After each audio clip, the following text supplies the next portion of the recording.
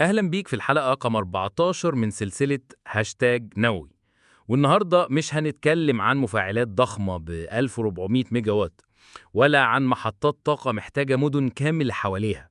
النهاردة هنتكلم عن الميني نووي، عن المفاعلات اللي بتدخل في حاوية شحن وتشتغل في قرية أو في مزرعة أو حتى في منصة نفط في نص البحر. معانا النهاردة موضوع شيق جدا، صغير بس يشاع: المفاعلات النووية الصغيرة SMRs. أولاً، يعني إيه مفاعل نووي صغير؟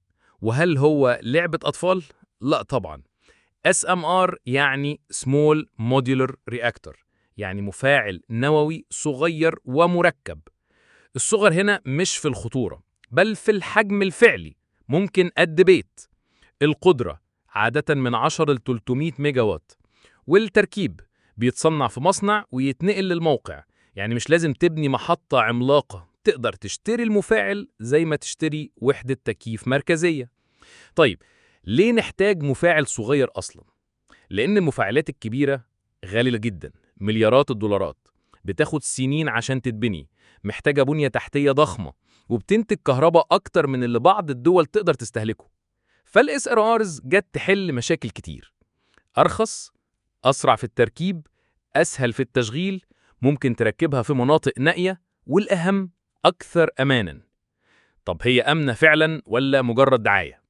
أمانها من أقوى نقاطها، لأن معظم ال SMRs فيها نظام تبريد سلبي، يعني ما بيعتمدش على كهرباء أو مضخات، بتشتغل تحت الأرض، وبعضها مصمم يقفل نفسه أوتوماتيكياً لو حصلت مشكلة. ده غير إن كمية المشعة فيها أقل، وكمان مساحة الخطر أصغر، وصعب جدا استخدامها لصناعة سلاح نووي. يعني نظريا لو حصل تسريب هيكون محدود جدا مقارنة بالمفاعلات الكبيرة. طب مين اللي بيصنع ال SMRs دلوقتي؟ في سباق عالمي شغال حاليا لتطوير ال SMRs. أشهر الشركات والمشاريع: البلد أمريكا، المشروع أو الشركة نيو سكيل، حصلت على أول رخصة تصميم SMR من الحكومة. كندا، جي إي هيتاشي BWRX 300 في مرحلة بناء أول وحدة. بريطانيا، رولز رويس SMR قيد التطوير بتمويل حكومي. روسيا، أكاديميك لومونوزوف، أول محطة SMR عائمة في القطب الشمالي. الصين ACP 100 بدأت فعلياً في أول بناء لمفاعل SMR، والسباق ده بيزيد يوم عن يوم. طيب، فين ممكن نستخدم المفاعلات دي؟ المفاجأة إن استخداماتها متعددة جدا: توليد كهرباء لمدن صغيرة أو مناطق معزولة، تحلية المياه في المناطق الصحراوية، تشغيل منصات نفط بحرية، إنتاج هيدروجين نظيف، دعم الطاقات المتجددة كمصدر احتياطي ثابت. يعني حرفياً ممكن تشغل بيها مستشفى في قرية، مصنع في الجبال، أو حتى محطة قطر في نص الصحراء.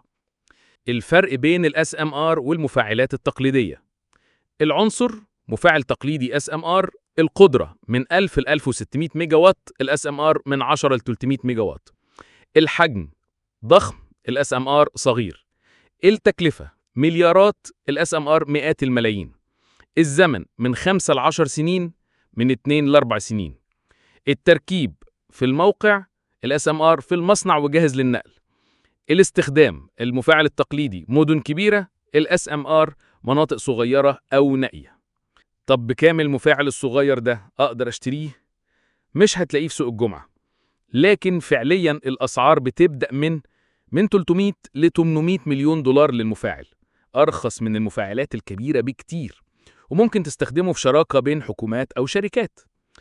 طيب، ليه اسمه موديولر أو مركب؟ لأن الفكرة إنك تشتريه كوحدة مستقلة ويشتغل لوحده، ولو احتجت كهرباء أكتر تحط وحدة تانية جنبه. يعني زي اللي بيشتري خلية شمسية وبعدين يزود مع الوقت. بعض الدول بتخطط تحط 5 أو 6 SMRs جنب بعض ويشتغلوا كمحط مرنة قابلة للتوسيع. طب ليه ما انتشرتش في كل مكان لحد دلوقتي؟ لأن التكنولوجيا جديدة ولسه في مراحل الترخيص والتجريب، وفي بعض التحديات اللوجستية. الجهات الرقابية في بعض الدول لسه ما حدثتش قوانينها، الناس لسه عندها رغبة من النووي عموما. بس الخبر الكويس إن 2020-2030 هي العقد الذهبي للأس ام ارز. ممكن اس ام ارز تغير شكل الطاقة في أفريقيا والعالم العربي؟ جدا. تخيل مفاعل صغير في جنوب المغرب يشغل قرى كاملة، أو في الصحراء الجزائرية لتوليد كهرباء وتحلية مية، أو على سواحل البحر الأحمر لدعم السياحة والطاقة معا. اس ام ارز ممكن تكون الحل السحري للدول اللي ما عندهاش قدرة على بناء مفاعلات ضخمة. الخلاصة، العنصر والتفاصيل: SMR Small Modular Reactor، الاستخدام كهرباء وتحلية مية وهيدروجين وطاقة طوارئ. الميزة: صغير، آمن، مرن، رخيص نسبيا. الدول الرائدة: أمريكا، كندا، الصين، روسيا، بريطانيا. مناسب للدول النامية جدا جدا. سؤال الحلقة: لو كنت وزير طاقة في بلدك، هل تشتري مفاعل SMR لتشغيل منطقة ريفية، ولا تفضل الطاقة الشمسية، ولا تقول خلينا في الشموع؟